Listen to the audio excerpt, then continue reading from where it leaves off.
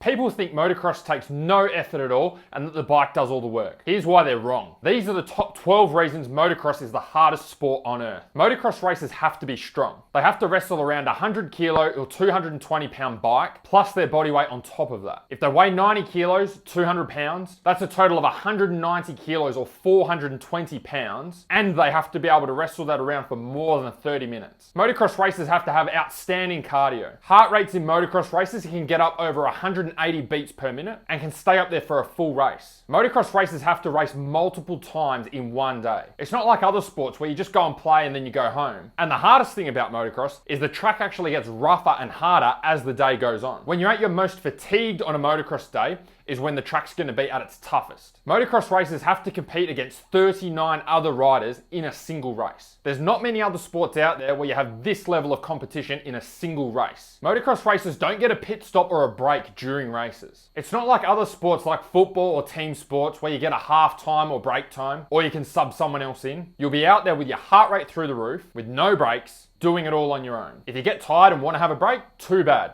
That's motocross. Motocross racers don't have teammates that can jump in their spot when they have a bad day. If you're having a bad day at motocross, too bad. It's up to you to make it happen and get results. No one is coming to take your spot and save you. Motocross racers race rain or shine. If there's lightning, they might stop so they don't get electrocuted jumping over big jumps. Otherwise, it's all systems go for motocross racers. They race in 40 degrees Celsius, 104 degrees Fahrenheit, and when it's pissing down with rain. Motocross racers wear long sleeve clothing. If it's 40 degrees, 104 degrees Fahrenheit, outside, they'll still be wearing the same gear. That means that whatever temperature it is outside, add another 5 to 10 degrees on top of that for what they're experiencing out on the bike. And make sure you include the helmet and boots motocross riders have to wear as well, which aren't exactly summer friendly. Motocross racers have to have bike skills. It's not enough just to have a fast bike in motocross. And it's not enough to just be fit in motocross. You have to know how to be able to ride and race a bike over jumps that are over 80 feet long, corners with ruts the width of a tire, and be able to have the balls to hold that throttle on through super sandy sections on a motocross track. Motocross racers have to know how to set up a bike. All motocross riders are different heights and weights, and they all have different and unique riding styles. So each individual motocross bike has to be set up individually for each individual rider. That's a skill in itself. Motocross racers don't have weight classes. Everyone races together. Whether you're a lightweight, overweight, or somewhere in between, we don't discriminate in motocross. Motocross racers don't fake injury. Motocross racers are some of the toughest on the planet. Unlike other sports where you'll see players faking injuries to get a penalty shot or an advantage, motocross racers aren't rewarded for getting hurt. They get rewarded from their mates at the track by getting up and finishing the race, and being able to live with themselves knowing that they gave 100% out on race day.